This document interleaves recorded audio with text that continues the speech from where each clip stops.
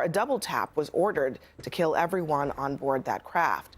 Both Republicans and Democrats are arguing that at best, a second strike is illegal, and at worst, it's a war crime. No.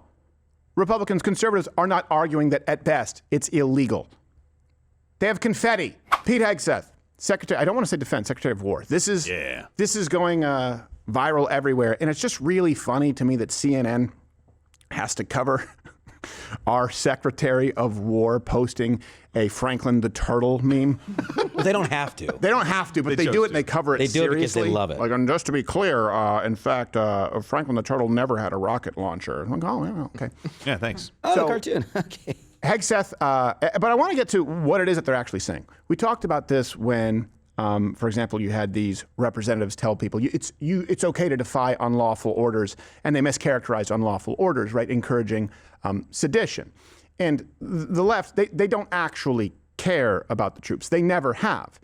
In this case, when they say Pete Hegseth is guilty of war crimes, they're accusing an entire chain of command, multiple times, of war crimes. So let's be clear about this. It's sort of a character impugning form of collateral damage. Let me set this up for you. Pete Hegseth bombed another drug boat in the Caribbean. Mm-hmm. Okay.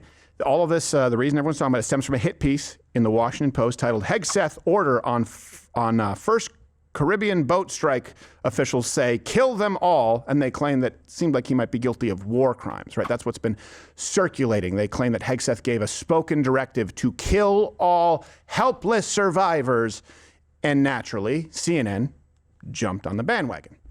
War crimes and whether Pete Hegseth committed one. The Pentagon strikes on alleged boats in the Caribbean. They are raising serious alarms from both sides of the aisle tonight. Despite a debate about whether the administration has the authority to even strike the boats, Whack-a-mole. 22 of them have been sunk. Are these illegal orders? More than 80 people killed in those strikes. 22, that's like winning Battleship 4 times. Seem to indicate that one of those strikes left no survivors, and a follow-up strike or a double tap was ordered to kill everyone on board that craft. Both Republicans and Democrats are arguing that at best, a second strike is illegal, and at worst, it's a war crime. Boy, talk about strawmanning. Both Democrats and Republicans are arguing that at best, it's illegal. Right. I've spoken with a lot of people, and I've looked at the feedback online. No. Republicans, conservatives are not arguing that at best, it's illegal. They have confetti. And streamers. So let me give you a few key facts here. Check the references. We make the links available in the description of every single show. Key fact 1, okay? When you say this is illegal or a war crime, you are impugning everyone involved with that chain of command to strike. They think that Pete Hegseth, between bourbons, because they constantly try and portray him as a drunk, he just goes like, yeah, take out the boat. Hit it again. Let me explain to you the process as best as I can tell. And of course, you can't know all of the people involved. And Josh, you can correct me wherever I'm wrong. I know this is Navy here, as I understand it. The process to engage is first find, you get intel, you detect the boat, fix, pinpoint the boat location, track. You have to follow that boat, then target, where you go through options, assess the risks, satisfy the rules of engagement, and then you engage, you transmit the order to strike the drug boat, then finally assess afterward the report, which will provide the results of the attack and re-attack if necessary. This would actually involve about 3 to 4 levels of command, including a tactical commander, a mission or element commander, a task force or strike group, and the maritime or theater HQ. All of these people, through these processes, would be involved with what the left says at best is illegal or most likely a war crime. So I guess you want to indict all of them. They do, especially, it's true, especially when you look at what they were talking about 2 weeks ago when they were saying, that the seditious video came out and they were saying that you have not only a duty but a responsibility to disobey illegal orders. Right. And then you got other people going, well, I want the names of all the people involved in these boat strikes. And it's like, what are you going to do? Right. What is your plan? You're going to put all these people in prison? What are you going to lock up the entire military? You're going to lock up everybody who went to Iraq? Right. Yeah. I love how the media basically pictures him as Hans Gruber saying, hit it again. Yeah. Shoot, it's like, what do you think he's doing? By the way, we'll get to that. Was refuted through New York Times 3 sources, anonymous, but the left provides anonymous sources, so at this point, who cares? As far as I'm concerned, that's our tax dollars providing a mercy kill. They're out in the middle of the open water. They're clinging to a boat. The sharks would take care of them. Yes. You want to go that way? Yeah, and I correct me if I'm wrong, if anyone knows, but the Geneva Convention, the original one, does not include naval warfare at all. So that'd be one.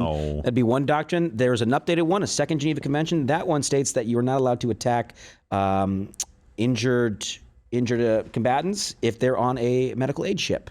It doesn't. I didn't see any. Maybe there's somewhere else. I didn't see it, but I didn't see anywhere. No, a cigar boat with 4 outboard motors and no fishing Terrorist equipment within organization. a 10-mile radius doesn't seem to qualify. What about a giant baggie? Like you're not on a medical aid ship, fine, but what like a giant baggie of floating cocaine? Well, that's how you fish.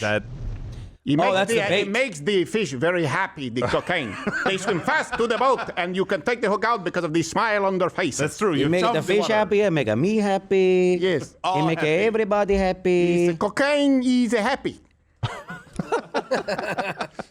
I don't care, guys. No. Like, at a certain point, remember Code Pink? They disappeared when there were drone strikes from Barack Obama. This is how you know the left are communist. McCarthy tried to warn you guys, okay? To be clear, they will destroy everything simply to try and gain power. In this case, it's a slow news cycle. And so they go, oh, is this a war crime? There could be no collateral damage. These people exist only to harm, right? They are transporting drugs. They do this as a career option, and no nation wants to claim them because they're going, oh, we don't have anything to do with it. So who's going to bring the charges? I don't care. Here's another fact, okay, just before people start going to war crime. Hegseth absolutely has the right to bomb these boats. In January, President Trump designated the drug cartels as foreign terrorist organizations, so FTOs, and they notified Congress that the USA is in armed conflict with the FTOs. The Secretary of War, previously Defense, has the right to defend the United States of America from these FTOs. Another fact here. This was refuted almost immediately in the New York Times, where they debunked it, saying, like, actually, there were some officials who said that Hegseth's order, it did not include any written instructions to kill any survivors. He made no oral directive after the fact to kill survivors. And at that point, they had heard no more verbal orders. But that didn't stop people like Stephen Colbert from lamenting the deaths of poor drug runners. On Thursday, the Washington Post published a blockbuster story on the administration's first bombing of an alleged drug smuggling boat back in September. According to the Post sources, Secretary Pete Hegseth ordered the Navy to, quote, kill them all after the first strike. A live drone feed showed 2 survivors, so the commander overseeing the operation then ordered a second strike to comply with Hegseth's directive, killing both survivors. That is unspeakably horrific. I disagree. Let them drown.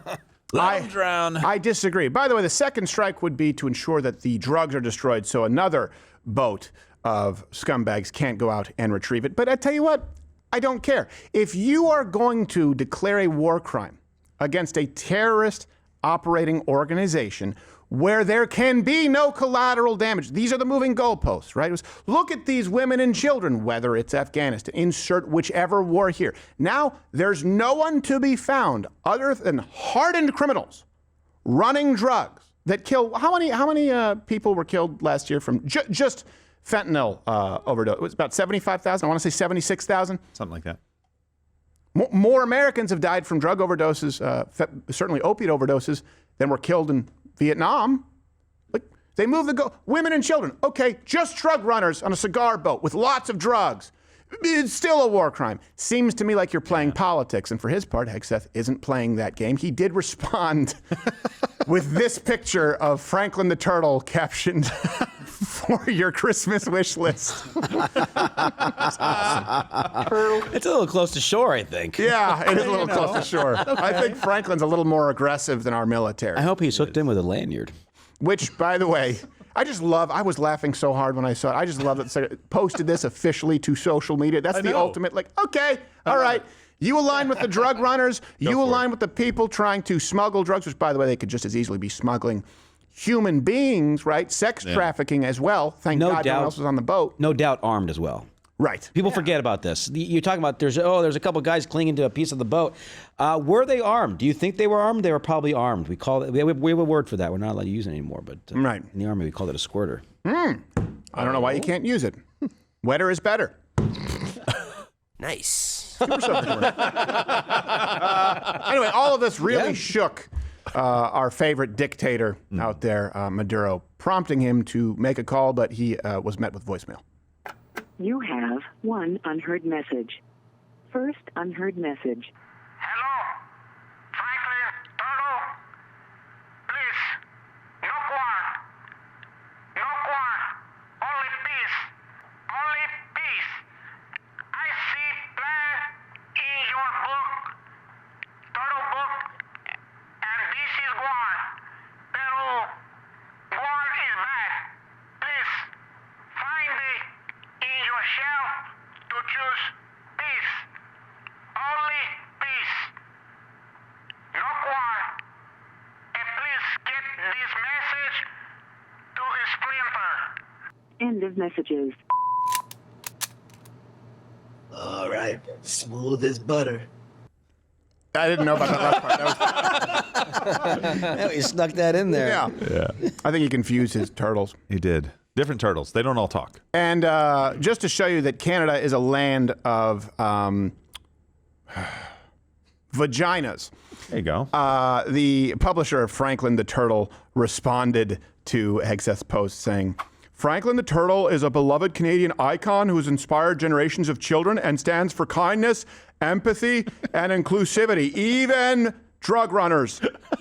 We strongly condemn any denigrating, violent, or unauthorized use of Franklin's name or image which directly contradicts these values. Oh, okay, so they condemn any violence. What about the drug running violence? No, totally fine. Well, they didn't use Franklin's image. I know, I don't care. Just shut up, Canada. Come on, this is wrong. You got our turtle with a rocket launcher. You're damn right. Well, no, it sounds like you're still supporting it. We don't like it. Well, it doesn't matter. We're America. We can do whatever the hell we want. I love the idea of this publisher seeing the meme and going like, oh my gosh, people are going to think Franklin is capable of this kind of violence. People are going to want to buy this book. Oh my gosh, the kids on X, where they shouldn't be, they're going to see this. They're going to pick up an RPG, these kids in Minneapolis. I know. Right after we got past the Caillou beheading controversy. I don't need this right now. First Clifford's female circumcision, now this. Oh, I can't catch a break. Just shut up. I was like, do you understand how the internet works? Okay? It's funny. It's funny, and we now know that Canada is a nation of people who are unfunny. By the way, here's a bonus. Do we have the stinger? Yeah. My favorite. CNN has nothing good going for it except for one guy, Harry Enton, who actually Deserves a raise. wants to get in on the Hegseth action. And we have a bet here at the office, and it's what's the over-under on him saying wowza or doing one of these? Watch. Look at the net approval ratings for Republicans in Congress. This shutdown hasn't eaten into Donald Trump's support at all. Look at where we are now. It's a complete flip. Pete Hegseth's net favorability in the last year, positive. There have been no polls in which his net favorability has been positive. Every single poll that I could find in the Roper Center archives has his net favorability in the negative. No polls? No polls. Not 0, 0, 0, Thanks, 0, John. 0. Pete Hegseth, Did they I poll said the at military? beginning I of this, doubt it. has been generating Right. so much interest, far more interest than the Here normal it comes. defense secretary. I was just interested in the polls that were asking the popularity Dang. rating Do the hand of recent smack. defense secretaries. There have been at least 10 in terms of Pete Hegseth. There were 0 for Lloyd Austin. Esper had 0. Mad Dog Jim Mattis had only 2. This is extremely unusual for a defense secretary to be generating this much interest, especially You're when doing we're it. not at a time of war. What are the markets saying about his Here we chances go, of sticking around? please. This is, I think, a great chance to use the prediction market odds. Chance to be the first to leave Trump's cabinet. Pete Hegseth, on Friday, it was just 18%. It's now doubled. It's now doubled to 35%, given the recent controversy, John Berman. So a lot of folks out there who are putting their money where their mouth is think there's a far better chance that Pete Hegseth exits the cabinet now, being the first one, than back on Friday. And one last thing, Mr. Berman, just to put this in some perspective for you, the chance to be the first to leave Trump's cabinet, Pete Hegseth, 35%, Pam Bondi, just 10%. And then we've got this gentleman that over guy? here, Steve Myron. Steve Myron, and 8%. By the way, Is that guy? I love how Berman has his head back, like and is a bomb about to go off. He completely. That guy's enthusiasm is infectious, and I guess that's the Kalshi. They have like the betting odds. Yeah. That Hegseth 35% chance of being the first one to leave. Bondi 11. Now 11, I guess. I guess you went up a point. I would love to see those numbers pumped up, and don't know enough about Myron. Yeah, I didn't even know he existed. 8%. I guess someone must be mad at him. I have no idea. But look. Even Harry Enton didn't know who he was. Yeah. He had the name up there. He's like, oh, okay, fine. And he goes, Steve Myron? He goes, one thing that's interesting, he's like, stop doing that. You know who else fails? Big wireless networks.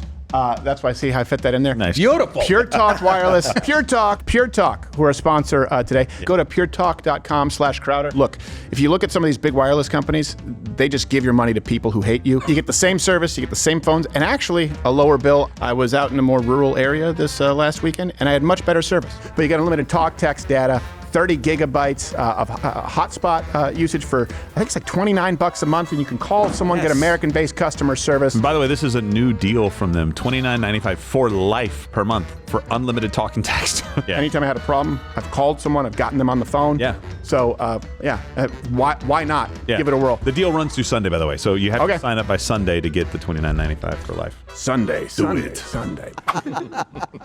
What's funny is actually Hegseth is kind of what people were thinking they would get and were hoping with Mad Dog Mattis, but didn't.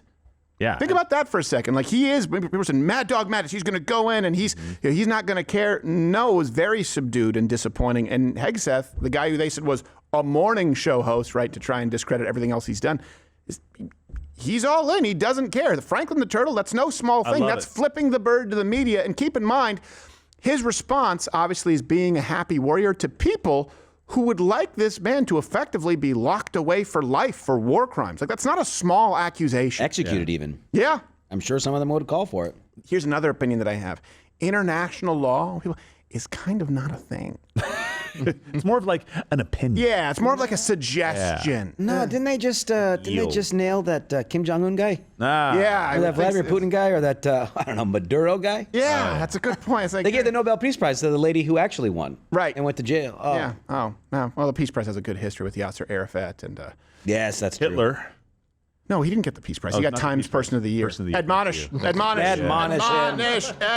enshrine. I wasn't trying to say. Yeah, also Hitler bad. I'm sorry. Also Hitler bad. Yeah, Hitler bad, admonish. Hitler bad, admonish. He was Person of the Year.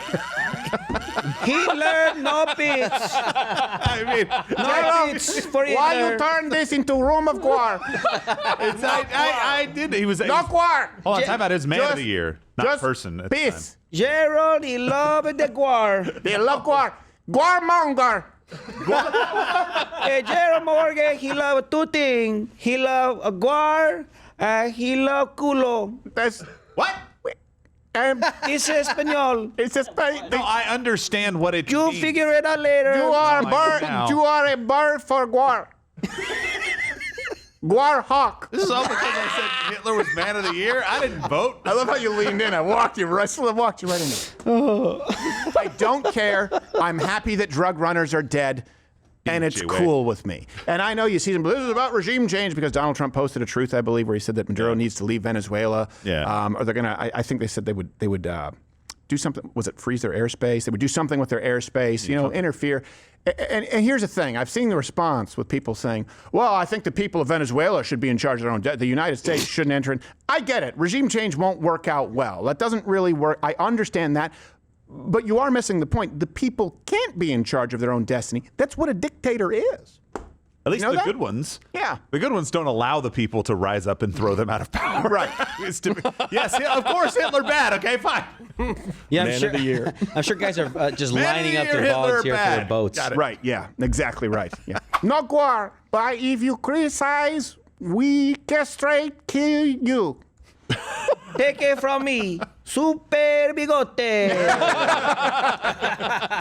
I fight him with my mustache. Me. Oh, you're still here? And you're still watching this on YouTube? You've probably noticed something is missing by now. I'm not here. That's because the Live Daily Show is now streaming exclusively on Rumble weekdays at 11 a.m. Eastern. Tune in there, where nothing is censored.